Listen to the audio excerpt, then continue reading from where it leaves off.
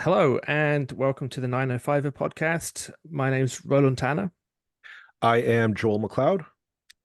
and we're going to do a 905 roundup this week. We haven't had one in a while, I don't think, or not precisely, not with just the two of us anyway. And we're going to look at three stories from around the region. Um, uh, a lot of news really going on at the moment, and some big stories that we're not going to mention this week that we're very keen to get to, but. We're going to start off with the Hurontario LRT and what's going on there. I mean, there's something that kind of should be a really good news story. Something that a lot of people who listen to this podcast are probably, keen. I know our kind of demographic is a supporter of LRTs as a rule. Yeah. And something, it's like this one's actually underway, they're actually, spades are in the ground or shovels are in the ground, whatever. But Joel, what's going on? Well, as you said, we were keen to hear, the here Ontario LRT was going to be completed. It was going to kind of be the how do you say, the kind of the model of LRTs, because we you thought, okay, that'll be done, that'll be a success. And you can tell Hamilton, get your act together, build yours, and we're going to have LRTs all over the place, kind of in the 905. And recent news 2 weeks ago, Global News was reporting that is highly suspect. Now the LRT, the here Ontario LRT is, well, whether or not it'll be completed is up in the air. Mobilinx here Ontario, which is the consortium that got together with all the construction agencies to build and operate the LRT, uh, running the length of here Ontario in Peel region, is under questions of its credit rating. Basically, it here Global News will have the link to the article in the show notes, folks. Basically, is saying that they've been running into basically paying contractors their fees in the millions, question, and it's now running behind it. The S&P Global Ratings is now warning that Mobilinx is at risk of a credit rating downgrade because its cushion to repay lenders is quickly running out. Basically, it's having trouble paying the people that are building this thing.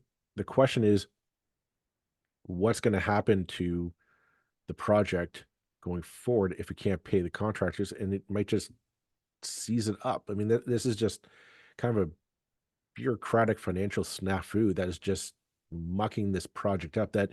And the sad thing, it's not as, it's not a Hamilton LRT where if this doesn't go ahead, okay, no harm, no foul. Construction has started. Like, they have, as you said, Roland, shovels in the ground. They've already built some of the infrastructure needed for this project Yeah, I along mean, here in Ontario. in fact, that's one of the problems by the sound of it, and that there's actually track in the ground. And according to S&P, so Standard and Poor, I think is the credit rating people. Um, there are sort of technical issues with some of the track that's already been laid, and so and I have to say, I mean, some listeners maybe remember that I did a kind of a one and only roving report from Edinburgh a couple of years back. Oh God, 2 years back now. Oh my goodness. I'll have to think. Yeah, I'll have to go over the Um, archives for that one. and an LRT that is finished and complete and very successful as far as I can see. Yeah, certainly very popular in terms of riders. But its history was fraught with these kind of problems as well. I mean, both technical problems in building it and cost overruns and changes of government saw funding slashed. The Ottawa LRT, people will remember, has had kind of a I mean, you don't hear anything about it anymore, so I'm presuming that things have settled down. But when it launched, there were sort of issues No, with that as well. it's still if you pay attention to Ottawa municipality circle, which you tend to do, it's still it has its controversy still ongoing. It's still not a lovely operation, apparently. So these kind of major uh uh you know capital expenditures or whatever the technical term is, these major kinds of infrastructure things are very, very complicated, and this can happen. What really matters, I guess, is when you hit these bumps in the road, whether uh the political will is there to see it through. And of course, that in the current climate is always going to be a question Well, in the Ontario. well, the question I have is, the question always goes, I think the public has on any of these projects happens, where does the buck stop, right? Like who is the accountable person for snafus like this of, contractors not getting what's owed to them, questions of what is owed, like the all this comes down to, and part of it is in the article they indicate like a major component of this consortium is Metrolinx, right? Like Metrolinx is the one who's going to start building out this infrastructure that's needed to, again, the idea is linking up our various municipal uh, transit systems and whatnot. Now, that means you need somebody at Metrolinx who knows what they're doing. And the problem, a lot of criticism lately has been the CEO of Metrolinx, who many are saying is a Doug Ford crony. At what point? Because in the article, they also point out there's not in the 905, but in Toronto, like the Eglinton LRT has been mired in similar things. Just it's constantly delayed. Things just keep getting pushed back. You have to question, at what point do you say, do you know what you're doing on this? Mhm, Like mhm. I snafus happen, but when it's a constant trip up, and this is supposed to be your expertise, is on building municipal transit infrastructure. That's your raison d'etre, right? You have to question, at what point do you say, listen, maybe we just need to get somebody new in there to sort this out and say, this is the timeline out, and this is how the money's going to roll out for this, and sort out, get the contracts in place, lock them down, expectations of delivery dates, payment schedules, all that stuff has to be nailed out. And I don't know if we're getting this, if it's just like, well, we'll figure it as we go, which I'm getting kind of the sense of this. We just can't do this. My worry is these things are kind of sabotage from the get-go, not intentionally, but just kind of that there's no real, it's kind of like, well, we'll figure it as we go, and that we'll get to it. And oh yeah, these problems happen, we'll figure it as we go. The problem then becomes, well, public support for the projects wane. It turns into, yes, we're going to get an LRT and it's beautiful modern transit infrastructure, and it turns into, it's that ditch running up the main, the main thoroughfare in our beloved city. It's a complete eyesore, right? And that just turns off people from supporting it. And then how long until we get what happened in Toronto many years over and over again is, let's just forget it, just fill in the hole, fill in the gap. We're not getting an LRT. We'll figure something else. Yeah, I mean, it's concerning, isn't it? I mean, I guess it's not quite. Yeah, when the credit ratings get involved, it's not quite push the panic button. Yeah, you remember we was used to have, uh, political drama whenever some credit rating agency would downgrade the government from super excellent to only excellent or something, and it's Right. like, you know, who gives a crap, really? I mean, other than it affects the cost of borrowing and things like that, but it's the kind of thing that you can seize upon, and how much do really they're talking about the money that the consortium has in the bank, and what they've got in the bank is really just a factor of whatever the province is willing to give them. So in some ways, but you know, it, it just calls into question that the kind of political will, and actually, I mean, I will say about so Metrolinx, uh, Metrolinx, back in the days when I was more involved with politicians and politics and stuff. I mean, I heard it said, and this is before 2018, so before the current regime took over. Uh, that there were people who, within the ruling regime who felt the Metrolinx was a brutal, they would describe it in similar terms to the way the Tories would describe a lot of kind of bureaucracies, and that like this thing is a monster that needs to be sort of brought down to size. You know, it's inefficient, it's over powerful in a lot of ways, but you know, it's so sort of big, it doesn't can't do what it's supposed to do. And there's certainly a sort of track record of mediocre performance, I think, with Metrolinx in a lot of ways. Um, Well, and I guess, you know, really whether things get built or not tends to be down to whether the province has the political will to get it done or not. well, and that's just it. Like it turns into Metrolinx is almost like a scapegoat, right? Like, because you're right. I think all these things come down to political will. The fact is, we need more LRT type projects. We need better linking public transit in the 905. A city like Mississauga and Brampton need to be connected more so than just bus routes. I think at this point, like we're the density that we're talking about needing over the next few years and the housing that we're supposed to be building means that we can't just say, okay, everybody gets to have two cars in their house and those two cars go onto the road. Like, if you think about if every nine we're supposed to build so many millions of houses, if the idea is every house has two cars, that's 20 million more cars on on the road in theory.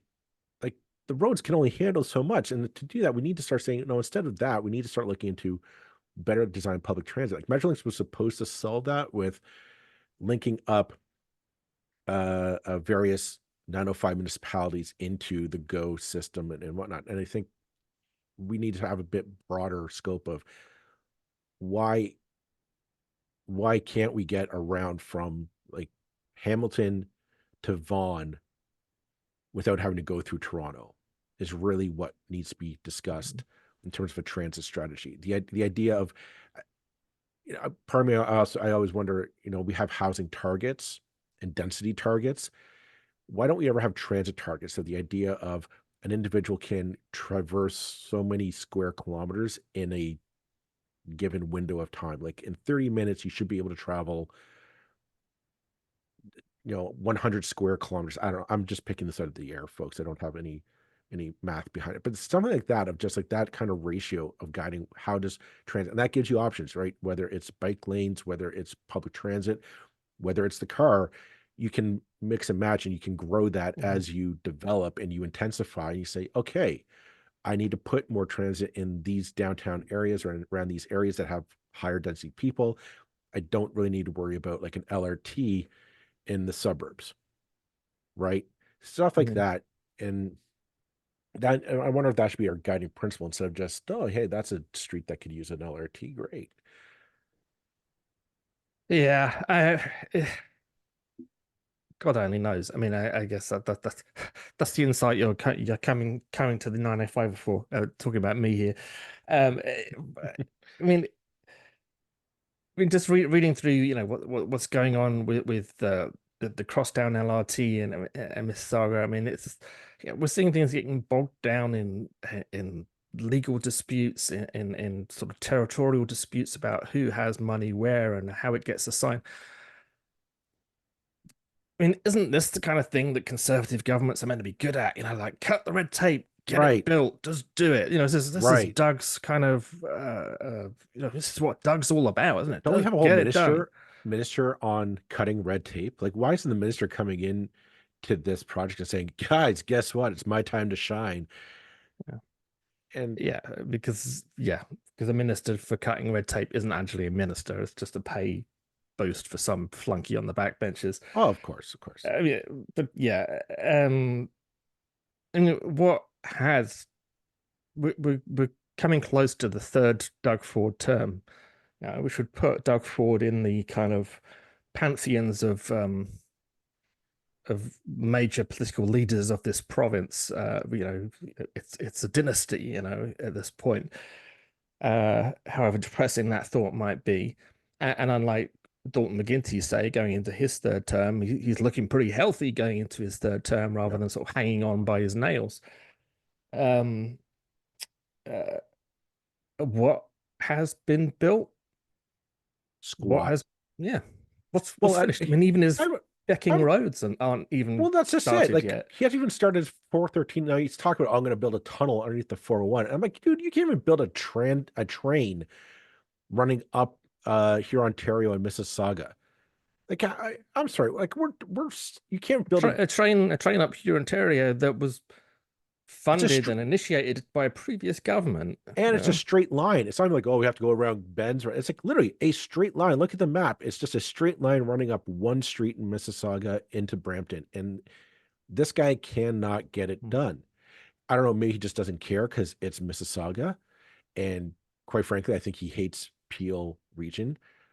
He loves the fact that he has every conservative MPP in the region, but none of them are given like an actual thing to do or anything of consequence. He's got, and I'm like, why don't you just build this thing? Prove, hey, I got this. And let's compare that. You know, McGuinty and Wynne are not exactly the most popular names in this province, and I'm not here to be a champion of past governments, but let's just look at actual achievements in the decade that government was in place, well, a decade and a half, however long it was. Uh, you know, Go Transit was transformed in terms of regularity and in terms of how big the service was. It expanded enormously in that time. You know, Toronto's transit, saw major upgrades to so all these projects initiated and underway under the previous government, um, but not finished since the new government came in the same amount of time. Um, uh, it's like I'll also there point was. out McGuinty and Wynn actually built a highway. If you take the 407 and the connection from the 407, I forget what it is, the 408 or something. Oh, to over to the 401, you mean The at the down the end? 401 Yeah, that yeah. was built by McGuinty and Wynn. So I Maybe mean, more so McGuinty, but I mean they've actually built a highway and they've mhm. actually built transit. And really, Doug, I mean, the biggest change in transit, uh, to my mind, since I have been living in this part of the world, was when I came, the Go Transit was a pretty. It was not a fantastic service, even from Burlington. Like it didn't come to Burlington at the weekend. It was like one train an hour, if I remember rightly, and transformed from into a really reliable, good service, it seems to me. Mhm. Trains can be a bit busy at rush hour, but I mean, what's new? Uh, and expanded into Hamilton, expanded uh, in into further. That was a major transformation, and really a beneficial one. Uh, and it's like there's nothing that compares to any of that. And even if roads is what they want to build, well, okay, then build the damn things. Like, let's see the color of your money. But here we are, getting on for 8 years into this government, and what have they done? Nothing. That's what it's almost like a malicious incompetence at this point of just promising us, hey, we're going to build this thing and it's going to help alleviate commuting times, it'll help us get around more, or just uh, you know, building anything, and nothing gets built, nothing gets done. And it's always, as soon as it comes to, okay, let's put shovels in the ground, it's like they forgot which end of the shovel goes into the ground. Mhm, mhm. And you just like, like, are all these people just like, it's not what conservatism is. It's just a complete and utter, I'm going to complain and yell at the sky. But when it comes to actually, okay, let's actually solve this problem, um, you can't do it because you just either A, the problem isn't really there, or the problem isn't just cutting funding, right? Like, cutting funding is what they can do. They cut funding all over. And that's what we'll get to in the next story, folks. But that's just what this Doug Ford conservative government does. All I can do is cut, because that's easy to do. Just say, well, let's just delete a few zeros off the balance sheet, and that's that. Consequences be damned. But to actually build something and to work it out, I mean, like that Doug Ford trying to come across as basically as a premier cosplaying as a business person, because I don't think this guy can actually do anything. He's a nepo baby who got everything handed to him in his life, and his dad's the one who actually built the deco labels. He wants to come across as I'm a big burly business guy, and I know how to get things done. He can't get squat done. He just he's a wrecking ball, comes in and says, I'm going to cut this because this is a waste. And turns out, oh, no, wait, we needed that. Yeah, I mean, malicious incompetence, I think, is a really good phrase actually for the kind of guiding principle of this government. I mean, we're talking to Karen Brown of uh, the Atfo. elementary ETFO, yeah, the Elementary Teachers Federation. And if you want to describe the government's attitude towards public education, yeah, malicious incompetence certainly, and this certainly falls within incompetence. At this stage, there are, even where I think they probably do broadly want to see things start, particularly in Mississauga, because Mississauga is so important to them as a kind of heartland of Tory uh, MPPs to fill the backbenches. Um, they want to suck up to Mississauga as much as possible. I'm sure the will is there to actually do these things, but they can't seem to get it done. It I don't know how. You're right. The will, like Mississauga wants it done. It's not like they have to fight, a city council that is opposing them at every stretch of the imagination. I like what is the whole? It's like you honestly just don't know how to do your job. And any other world, you'd sit there and say you're uh, fired. and I'll admit, like LRTs the world over, these kind of major construction projects through the middle of a city, that's a difficult thing to pull off. You've got so many things that you can run into that are unexpected. So I will give them that. However, when you're kind of your kind of identity is like, yeah, we're gonna get it done. We'll just bully our way through these things. Well, okay then, let's show us some of your bullying. Let's get through these stupid lawsuits that are holding things up. Mobilinx and Metrolinx arguing about who owns $300,000 of rental equipment, or this kind of nonsense. It's like, okay, get this moving. Right. Get the Hamilton one moving. Again, these were all projects initiated under the previous regime that are And now just dragging on for decades. and this is it. Like this is like these are things that people want, right? Like there's public support for these things. It's not as if you have to go and I gotta find my grassroots support. Like it's there. People want it. They think it's a good thing. They want to see these things built. And it's like you just can't help it of I want to muck it up. On that note, I'm gonna say let's wrap this portion of the episode to a piece and let's look at our second story. Yeah, I mean, so well, this is something that came from Hamilton Spectator today, I think. Um, Yes. behind the scenes of how Ontario ended up desperately short of home care supplies. Here we go again. Public services, desperately needed public services that treat our citizens with the respect they deserve and need, screwed up in chaos. The Star article starts off with how a Hamilton kindergarten teacher is unable to get the provisions that he desperately needs. And well, why is this? Joel, tell us some more. Yeah. Well, I'm just going to correct you. It was the Hamilton Spectator, not the Star. But Oh, sorry, I yeah. but yeah, this is where I found this in the Hamilton Spectator, and basically, yeah. So if you're somebody who's at home treating a long-term illness that you might have or a diagnosis that you need to work through, chances are you might need to get some kind of equipment, whether that's a special pump or special medical aid device that you require to deal with your illness.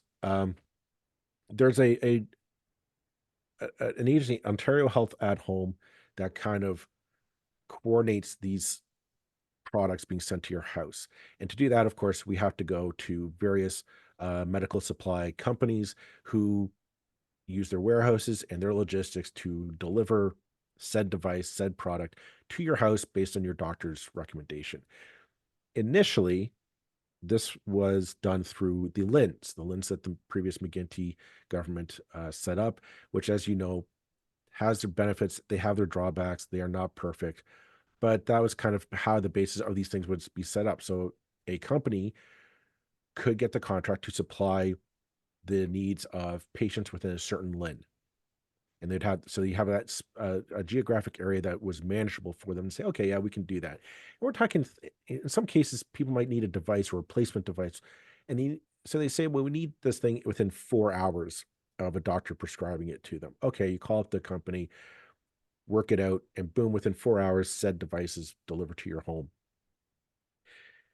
The Ford government has said, okay, we were, and I'm going to give them the benefit of the doubt here because it's a good idea on its face, of saying, let's leverage the entire population of Ontario in order to get a better deal on said devices and bring the cost down, which I'm like, yeah, great. I love that idea. Why not?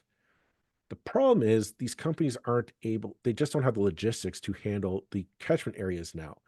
We're no longer talking LINs, we're talking major swaths of the part of the province, like from Windsor to Kitchener, Waterloo, Guelph area. Kind of is that you're going to talk about. We're talking about Newmarket to Kingston, from Guelph to Niagara Falls, like these big swaths of geographic area, lots of people in them, in some cases very spread out, especially if you're in the more rural parts of the province.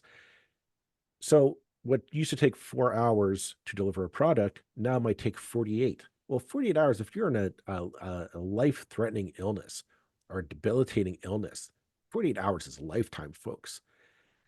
And now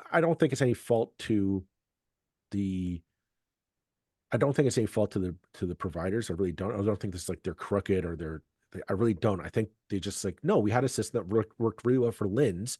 We knew how to do that. I don't know how to ship from a device from Newmarket to Kingston in 4 hours. Don't know how that's going to happen. You're right. They don't have the warehouses set up. They can do this. They can coordinate this. This is a problem, folks, because this is just, again, the idea of the privatization method of healthcare to Ontario. It's getting mucked down, right? Like Mhm.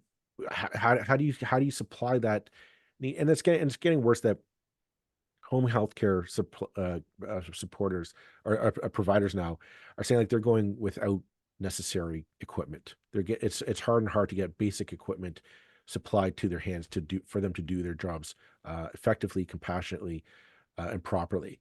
And so the home, those of us who are at home dealing with a illness or a condition aren't getting the health care that Mhm. they need, that they Yeah. deserve. Um, and Okay. so, It's malicious incompetence. Isn't it? I mean, yeah, it's and well, let's give them the benefit of the doubt and say it's good faith incompetence, but I don't actually think it is because this government doesn't believe in public health, doesn't believe in public education, doesn't believe in public anything, and they don't want to provide a good service. Um, the lens, yeah, but basically, I remember there was a comedy show in Britain decades and decades ago before I emigrated.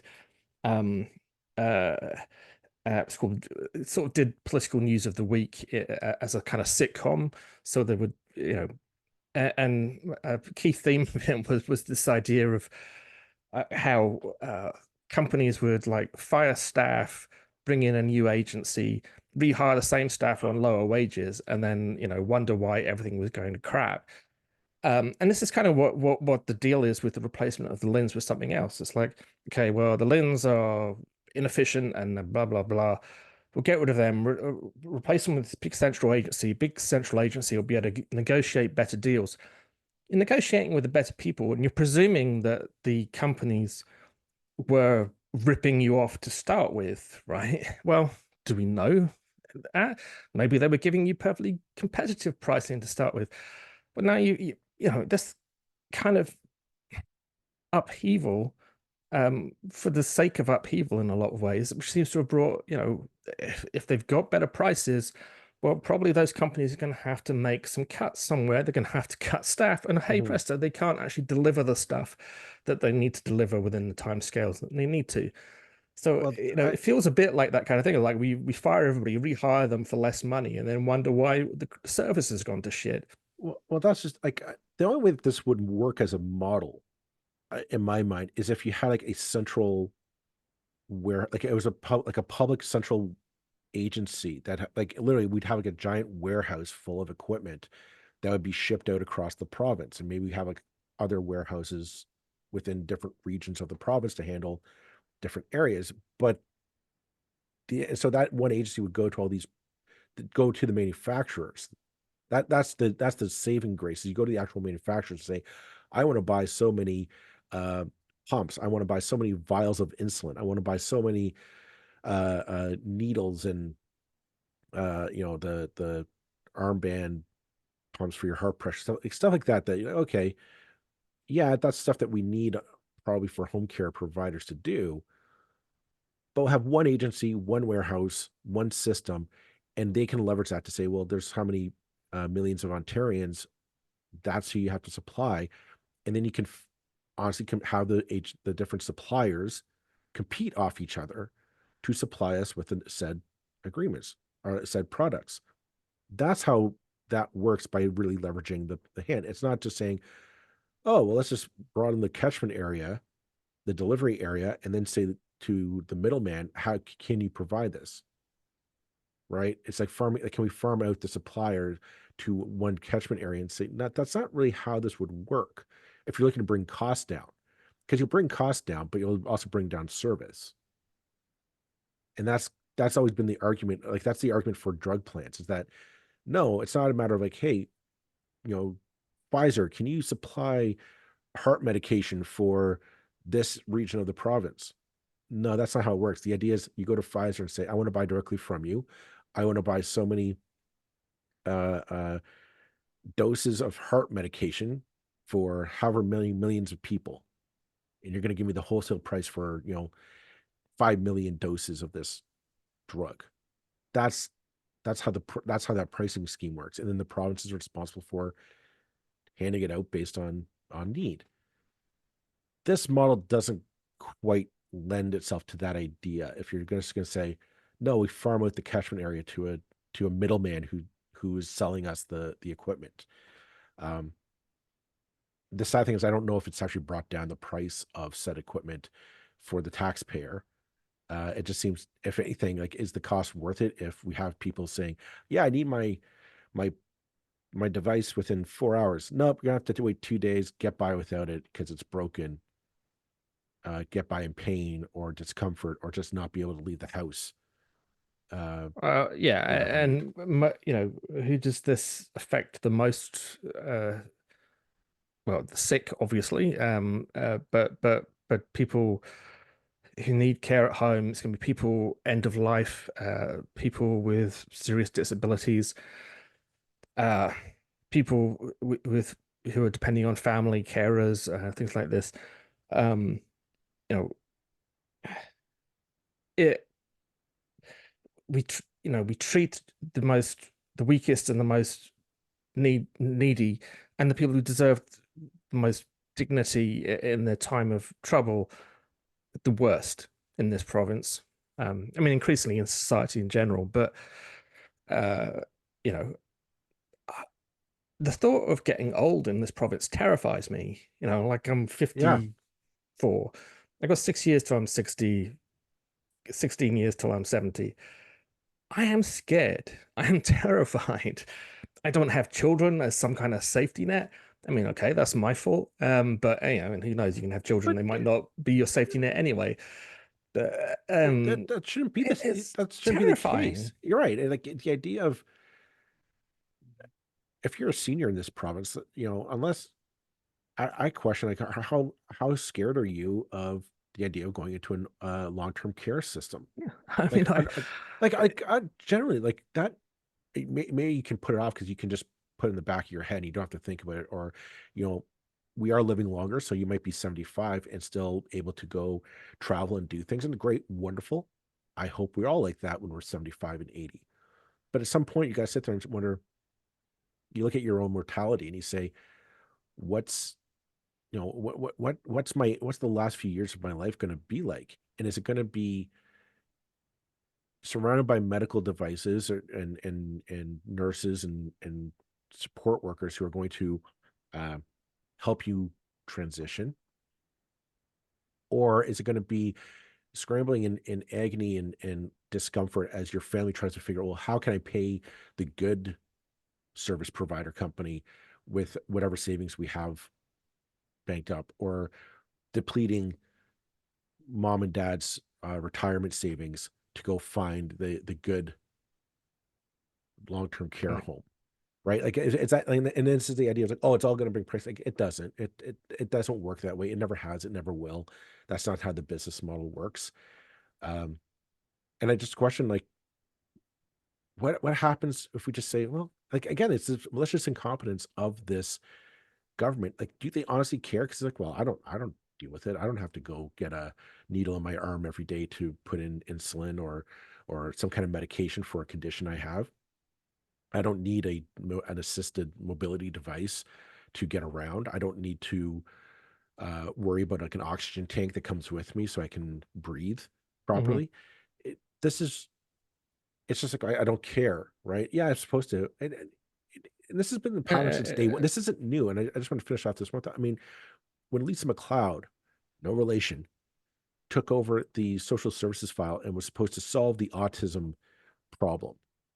And by problem, I meant, of course, there's no programs for families of children with autism to put them into a program that would help them work, live a life. Instead, it was like, well, I'll give you $50,000 and good luck to you. And that's the program. And they walk around like, we solved it. Like, I know for a fact you haven't. You've just made it worse. There's no service providers. There's not enough to build a business model on that. But you just said, oh, we give you a check and you go find it yourself. And all these things will just pop up magically for the lowest cost possible. It's like, no, it didn't. And that's what they're doing here, right? Oh, well, it'll be the lowest cost possible. And well, somebody will want to come in and take a bit of that money. And it doesn't work that way. It just does not. It does not provide the business model or oh my gosh, excuse me. My nose is trying to silence me on this one. Yeah. but but it's like that's just like the business just does not work that way. And yet this government just doubles down on it time and time again. And meanwhile, the rest of us are left trying to scramble. How do you help mom and dad live a life with dignity on, with when you're barely trying to keep ends together yourself?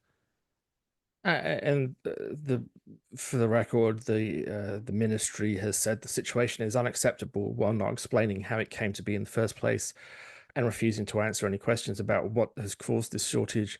I mean, at least they're acknowledging that the situation is not acceptable. That's something, I guess, with this government. But I mean, there's a couple of articles in the Spectator and specific examples like, and I just thought it was telling again. I'm not trying to sort of big up the previous government. I'm just comparing it to what the situation was to what the situation is. And someone saying, basically, we've had 2 or 3 large boxes delivered every 2 weeks for nearly 18 years. Now the deliveries come in small bags that are missing most of what was ordered. What does arrive often isn't usable, such as cotton swabs that aren't sterile, supplies that are inadequate, such as blah, blah, blah. Okay, I mean, obviously, if you had 18 years of 3 large boxes being delivered every week, you have some serious needs, right? Um, and it's just again malicious incompetence. I mean, I think I'll get a T-shirt made up with that written on it. It's a really good phrase for what this is. I'm sick of it. I'm sick of it. But what is, again, it brings back to is like, well, I guess this is the way it's gonna be for the foreseeable future. Well, and that's just it. I don't understand how our opposition parties cannot make. Uh, Yeah. and I don't even think it's a matter. You have to, everybody knows that this is how this government operates. You don't need to highlight it. We know it. We know it. I would imagine if Merritt Stiles or Bonnie Crombie is listening to this podcast, I doubt that they are because I don't think they listen to critics. Truth be told, um, I'd argue like don't tell us what's wrong with Doug Ford. We all know what's wrong with Doug Ford. We all know the incompetence and the corruption that's there. You don't need to sell us on it. We know it. We want to know what you're going to do differently. Is it going to be a new funding model? Is it going to be a tax break? Is it going to be an increase on the billionaires in this province to pay for this? To fund the system properly. Is that what it takes? Like I'm all for it. I want to hear. I want to hear like a detailed plan. If you say it's not a matter of we need to redraft the whole thing and build it from the ground up. Maybe it's a matter of like, no, we just need to fund it properly. We're going to go and tax those billionaires, and they're still going to be wealthy. They're still going to have 3 or 4 homes around the province. Still be able to go to Florida when the sun is or when the weather's cold. They'll be able to do all those things. Their lifestyle's not going to change, but we're going to be able to fund hospitals and long-term care better. We're going to be able to fund our schools properly. We're going to be able to hire the staff that we need instead of just picking a fight with everyone and saying everything sucks and it's all greed and corruption. So we're going to fix it. We're going to put this money into the things that we need. And I don't hear, and I think that's why like Bonnie Crombie and Mayor South are just not resonating with the public. We all know Doug Ford's the problem. What are you going to do to be the solution? And my guts tell me you have 6 months to get that message out and into the ears of the Ontario public. Um, but you're this whole like, let's wait till the election. I don't want to say I want to keep him on his toes. Like, no, you're not keeping anyone on your toes here. Sell us the plan, sell us it, repeat it for the next 6 months, and win us over. Um, Yeah. Yeah. Well, yeah, exactly. Nothing more to add. Let's move on to our third story. We want to cram this one in if we possibly can. So, I mean, and actually, I was trying to find much mention of this story in local media, and it's actually local citizens and Reddit that came to the rescue and not necessarily giving me entirely the detail that one might want, but it's a familiar story. So basically, in Burlington the council was looking at, um, depending on who you talk to, rough just shy of a kind of 5% overall tax increase, which is a pretty big in the context of sort of recent history or history of the last 20 years, really, is a large increase. And as always happens at this time of year when the budget comes around, and really we're talking about Burlington as an exemplar here of other municipalities, whereas I'm imagining similar increases are going to be going on. Um, when this happens every year in Burlington, it's like where's the city will say the increase is 4.97% or whatever, and everybody immediately points out that actually the city component of that is much higher and it's brought down to a lower number by the region and by the education budget. So the municipal portion of the budget is also always the bit with the biggest increase. And that kind of gets hidden by the way they describe it. And no, I'm not sure if I care or not. I guess I do. Um, it's a big increase. And of course, people don't like tax increases, and people are going, well, what's Marianne Meed Ward doing? This is a disgrace. And I would say in this case, not Marianne Meed Ward's fault, not remotely her fault, not the council's fault. It's Doug Ford's fault again. Hey, you're noticing a pattern? mm-hmm. um, this is because of cost downloading and the cuts to development charges and all the other things. And sure, there's a big chunk of just higher interest rates involved in it as well. And every city in Ontario is in the position of making a decision. Do we cut services or do we put up taxes? And uh, you know, quite likely the end result is a little bit of both. But uh, I mean, I'm sort of go through anything in detail, but really, if we're going to maintain the standards that we're used to, then we're going to have to put up taxes by a much larger amount than they've been able to in the past. Well, Um, I find it's doubly cruel, honestly, mostly because I mean, this is Doug Ford's fault. Like when he just cut the entire model is based on sprawl and development charges. That's how municipalities, especially the 905, funded themselves for better part of a generation. I'm going to say, was just the idea was always, hey, that field over there, let's build a housing development on it, and that will will charge the developers all this money, and that's going to pay for the it's busing and actually, I mean, it's actually been this is the North American model, right. it's been described as basically kind of a Ponzi scheme Well, it is, because and you're paying for Peter you're to pay paying Paul. for yeah your future future development is paying for current needs, and it's obviously unsustainable ultimately, Well, and I think unsustainable. that's just what we've come to is that everybody that's how it's paying for generations in the 905, and we've kind of hit that wall, honestly. But rather than redesign, okay, let's find a new funding model so cities can meet their needs and develop properly. Doug Ford just said, no, we're not. I mean, I find it funny. Developers never really tried bloody murder on development charges. I mean, they just fine. Development charges, what it is, we'll just pass it on to the consumer. So be it. And now they just say, oh, all of a sudden now it's like, oh no, development charges are bad, and they took them away, and it probably are. But that was on the onus then for the provinces to say, okay, we're going to pass legislation. Provinces or municipalities can now increase their revenue in different ways, not just through property taxes.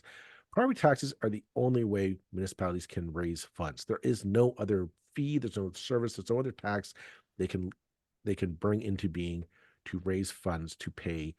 And we're not, it's nothing extravagant. It is pay for road maintenance, park maintenance, the community centers and the libraries that we all love. Just the basic bones, keep the lights on funding. It's all through property taxes. So for this government to say, okay, we're going to the problem is to keep property taxes low, they increased development charges, and now that's no longer the case. This is it. This is it. There's no other funding formula. It's not just Marianne Mead Ward that honestly is getting a raw deal on this. I don't think she's to blame for this at all. Um, Bonnie Crombie, who is the mayor of Mississauga, Doug Ford is labeling her as a tax and spend liberal because she raised property taxes in Mississauga. The reason why was because of Doug Ford. Doug Ford cut this funding model out from municipalities and didn't give them tools to replace it with something different. So now it is just, well, no longer development charges. It's entirely property taxes, baby. And now we're going to have to bring those property taxes up to where they probably should have been 2 decades ago. And it's going to hurt. I mean, you can also see, there are cities around Ontario where more conservative-minded councils would, freeze tax increases and things like this. And it's always followed a couple of years later by, hey, we've got a hell of an infrastructure deficit here, and our roads are falling apart, and our pipes are bursting, and Mhm. you know, We're getting flooding. We're getting cities kind of cost what they cost, and that there isn't, the you may resent the number of bureaucrats at City Hall, but every attempt that there's been to somehow magically reduce the costs of running a municipality end up with it pretty much costing the same or more than it did to start with. And we talk about the amalgamations of Toronto or Hamilton. It's been proven time and time again that after all the amalgamation happened and all the other little city halls were closed down, they ended up paying more than they started. Uh, it doesn't work. Cities, I'm sure there's all kinds of wastage that goes on, but it's the wastage is actually very difficult to get rid of, and it's not the wastage that you think it is. And sure, it's like, well, what could Burlington do? We could close the art gallery, we could close the libraries, we could close the museums, we could close Burlington Economic Development and Tourism, we could close the performing arts. That's about, I don't know, it's a big chunk of money right there. I don't know, 16 million or something like that, I think. what a crummy city it would be if we got rid of all those things, Right. and once you get past that, where you're into things that really matter to people, I mean, sure, those are luxuries if you like, but they're luxuries that we really depend on if we want to live in a place that we like. Well, that's the other thing. How many people then complain about, oh, there's nothing to do in our city, in our town. It's so boring here. There's no festivals. There's no whatever. Like those festivals are ultimately paid through with some form along the way with municipal tax dollars. The municipality comes together and says, okay, we'll seed this festival or this event with so many tax dollars, or we're going to uh, uh, allow the closure of a park for this thing to happen. That costs money, right? That costs money to close it down. If we're going to be that stingy and scroogey, like our cities are just going to be horrible places to live. Now, that being said, I do think it's incumbent on mayors like Marianne Mead Ward, um, Rob Burton in Oakville, Andrea Horvath in Hamilton, and now Carolyn Parrish in Mississauga. Uh, all of them to kind of stop this, become a united front, and start going to the province saying we need a new funding formula. Now, I know the big city mayors have started that kind of process, although that's more geared towards dealing with addictions and homelessness. That's a good place to start. But I think ultimately we need to talk about is a bit bigger scope on this. Of we need to look at, like, the funding formula does not work to keep our cities vibrant and healthy and safe to live in. We need to seriously talk about just whatever that is going to be, whether that's municipalities can take out loans, whether or not they are able to charge different taxes. I don't know, but I think the discussion has to be had. And it's going to be a difficult one. It's going to be a contentious one. The sad thing is, again, it's this malicious incompetence, right? It's this, I'm not going to do it because that's actually hard work. Or I don't know, that the idea of talking taxation scares me. I don't like, all taxes are bad. Okay, fine. If that's the case, then just scrap the whole thing and see what happens when people start complaining about, hey, the garbage is piling up, and my park is utter crap. Let's see how long that lasts. I give almost daily thanks for the fact that I lost the election in 2018 uh, to Lisa Kearns. Congratulations, Lisa. Good luck with it. Because I guess the job must be good enough because people always seem to seek re-election. But I wouldn't want to be on the hook for this. I wouldn't want to be the one who's like knocking on doors and getting mouthfuls of abuse or getting mouthfuls of abuse in email or on phone calls or Mm-hmm. whatever. Um, because basically a tax increase that is totally out with my ability to control.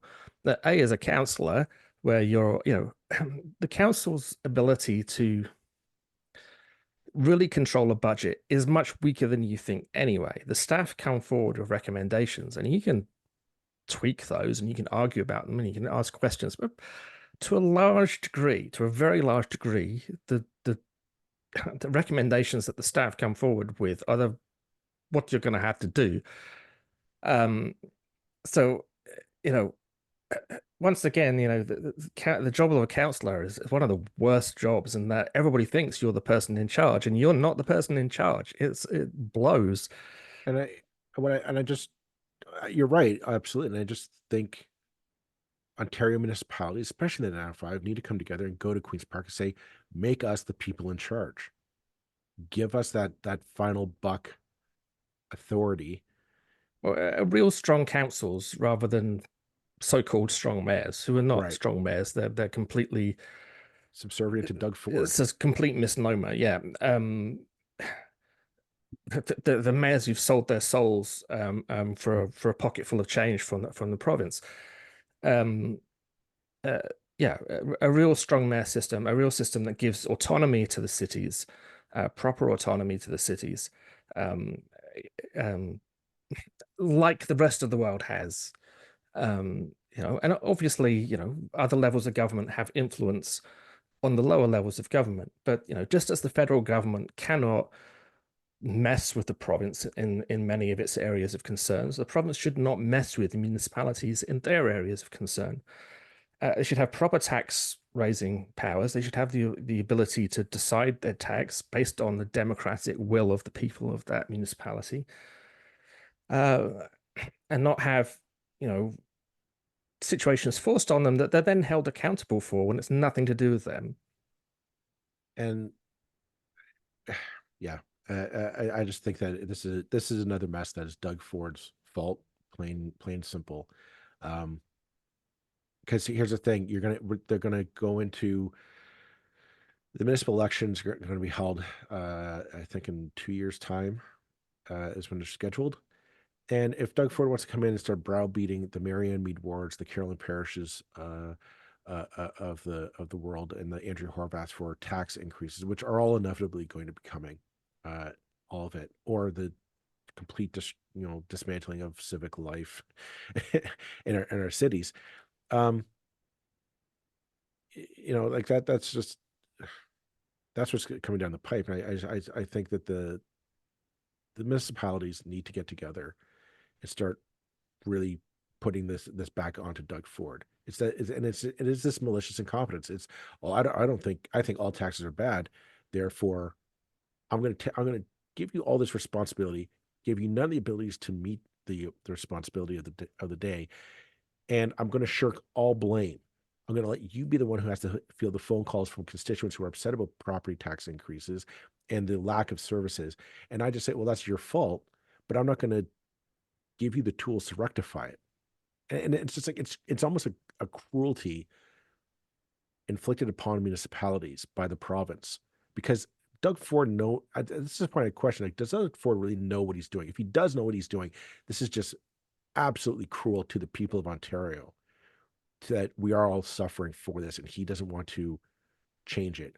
Or does he honestly not know how this works? I'm inclined to believe the latter, truth be told. Because if it's the former, this man is just absolutely cruel and mean uh, to everyone that's not him. Yep. Let's draw a line there. I mean, that puts a neat bow on this episode, I think. We've had unexpectedly a unifying theme, and maybe a unifying theme that is Doug Ford is a douchebag. Isn't really that surprising with this podcast, but it's predictable. But what else can we say? I mean, if I could, I would. We're going to carry on with for those who don't know, we have extra minutes for our patrons, and we're going to carry on and record some extra minutes now. So if you'd like to hear more about a particular story that surprised me, I have to say, um, uh, again relating to Burlington, actually, as it happens. So if you're a Burlington listener, which I know many of you are, come over and join us on extra minutes and hear what we have to say about this story. Go sign up on our website, 905er.ca. Yeah. And in the meantime, thanks everybody, and we'll be back next week with more. Bye for now. For the sake of editing, I'll stop and start again, I guess. Maybe. Sure. Yeah.